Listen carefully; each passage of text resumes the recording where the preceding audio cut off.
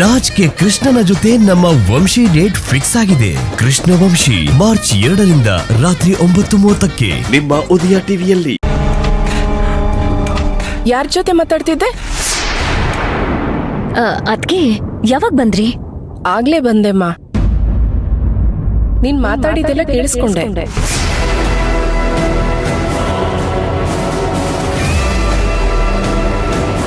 ಕೇಳಿಸ್ಕೊಂಡ್ರಾ? ಏನ್ ಕೇಳಿಸ್ಕೊಂಡ್ರಿ? ಅದೇ ಶಾಂತಿ ನಿವಾಸದಲ್ಲಿ ಶಾಂತಿ, ರತ್ನಮ್ಮ ಆತರ ಏನೇನೋ ಮಾತಾಡ್ತಿದ್ಯಲ್ಲ, ಅದನ್ನೆಲ್ಲ ಕೇಳಿಸ್ಕೊಂಡೆ. ಏನಾಯ್ತಚ್ಚು? ಅದು ಅದ್ಗೆ ಹೇಳು ಅಚ್ಚು, ಏನಾಯ್ತು? ಪರವಾಗಿಲ್ಲ ಹೇಳೋ. ಏನಾಯ್ತು ಶಾಂತಿ ನಿವಾಸದಲ್ಲಿ? ಏನಾದ್ರೂ ಸಮಸ್ಯೆನಾ? ಅದು ಹಾಗೆ ಹೇಳಕ್ ಆಗಲ್ಲ ಅದ್ಗೆ. ರತ್ನಮ್ಮಂಗೂ ಆ ಮನೆಯವ್ರಿಗೂ ಚಿಕ್ಕ ವಿಷಯಕ್ಕೆ ಗಲಾಟೆ ಶುರುವಾಗಿ ಅದ್ ಸ್ವಲ್ಪ ದೊಡ್ಡದಾಗೋಗಿದೆ. ಆ ಮನೇಲಿ ಒಬ್ರು ರತ್ನಮ್ಮ ವಯಸ್ಸಿಗೆ ಬೆಲೆ ಕೊಡದೆ ಅಹಂಕಾರ ತೋರ್ಸಕ್ ಹೋಗಿದ್ದಾರೆ.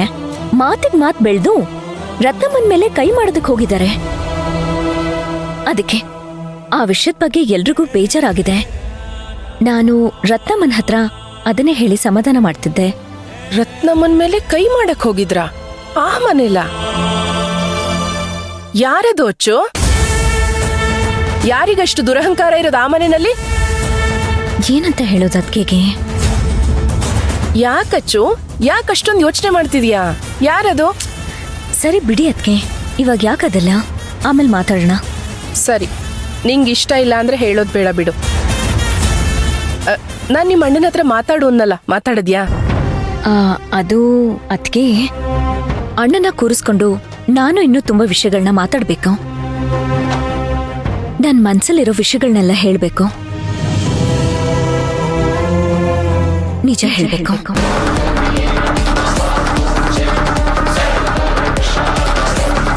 ಆ ನಿಜನ ಅಣ್ಣ ಹೇಗ್ ತಗೋತಾನೋ ಏನೋ ನನಗ್ ಗೊತ್ತಿಲ್ಲ.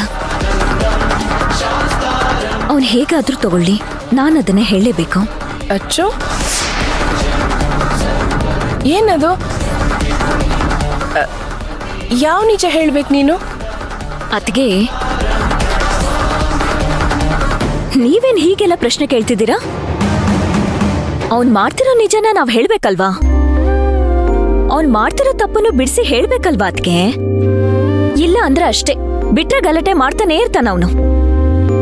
ಏನು ಇನ್ನು ಏನೇನಾಗುತ್ತೆ ಇದ್ರಿಂದ ಯಾರು ಗೊತ್ತು? ಅವನಿನ್ನೂ ಹುಡ್ಗ ಅಂತ ಅನ್ಕೊಂಡಿದ್ದಾನದ್ಕೆ. ಮನ್ಸಲ್ಲಿ ಹುಡ್ಗನೇ ಆಗಿರ್ಬೋದು, ಆದ್ರೆ ದೇಹಕ್ಕೆ ವಯಸ್ಸಾಗಿದೆ ತಾನೆ. ಅಚ್ಚು, ಒಂದೊಂದ್ಸತಿ ನೀನ್ ಮಾತಿನ ತಲೆ ಬುಡ ನನಗೇನು ಅರ್ಥ ಆಗಲ್ಲ ನೋಡು. ಅಲ್ವಾ ಅಲ್ವಾ? ನಾನ್ ಮಾತಾಡೋದು ನನಗ ಅರ್ಥ ಆಗಿರುತ್ತೆ ನೋಡಿ. ನೀವೇನು ತಲೆ ಕೆಡ್ಸ್ಕೋಬೇಡಿ, ಅದೆಲ್ಲ ನಿಮಗ್ ಗೊತ್ತಾಗದೇ ಇರೋದೇ ಒಂಥರ ಒಳ್ಳೇದು. ಅಚ್ಚು, ನಾನ್ ನಿನ್ ಜೊತೆನೂ ಇರ್ತೀನಿ, ನಿಮ್ಮ ಅಣ್ಣನ ಜೊತೆನೂ ಇರ್ತೀನಿ.